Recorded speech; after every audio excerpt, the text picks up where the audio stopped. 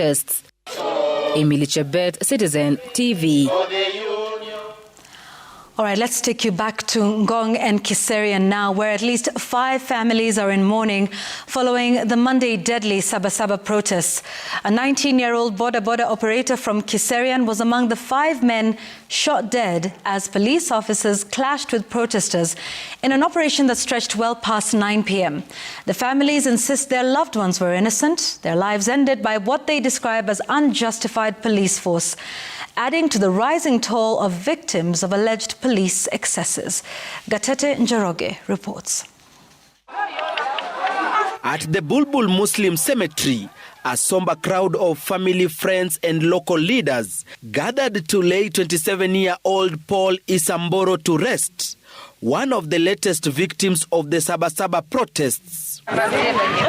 Boro's life was cut short by a moment of curiosity. He had stepped out of his house to catch a glimpse of the protests unfolding nearby as police and demonstrators clashed in running battles. Then came the fatal shot.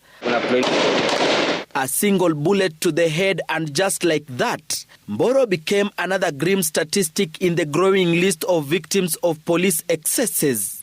Left behind is an expectant widow, still reeling from the shock, only months after the couple had settled into their new life together. Singetarajia ati wanaweza kufikia ati mahali hata kushikana na watoto kama hawa waanze kuua bure.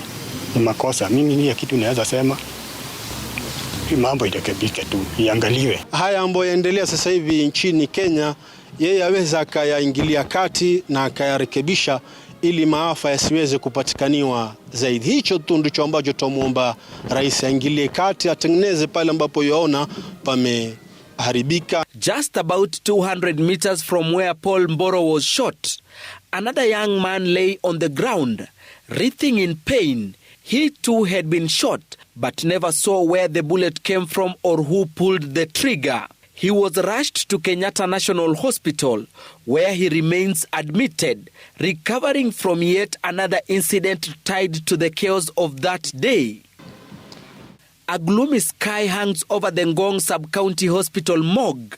Mothers overwhelmed with grief are comforted by friends and relatives as they mourn the sudden loss of their sons.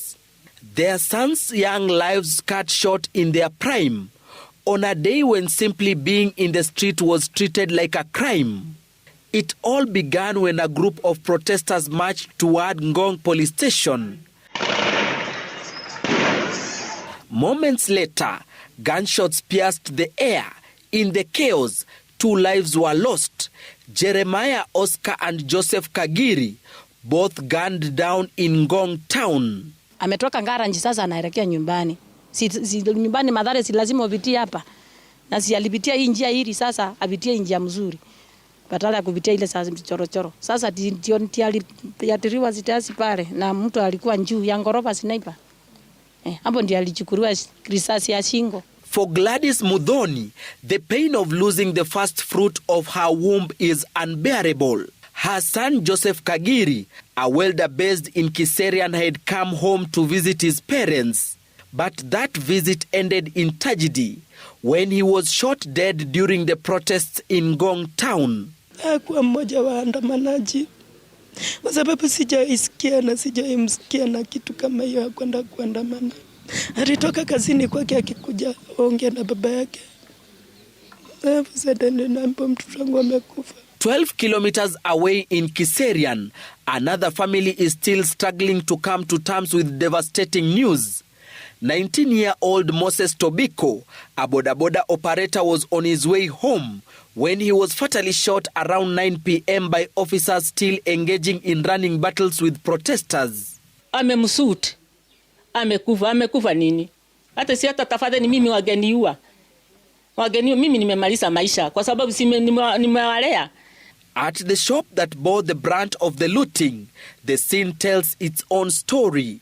Dried blood stains mark the spot, a grim reminder of the force used to confront the chaos. The killing of Moses Tobiko and 3 others in Ngong has raised concerns over continued use of force by police officers in discharging their mandate, with the families demanding for justice.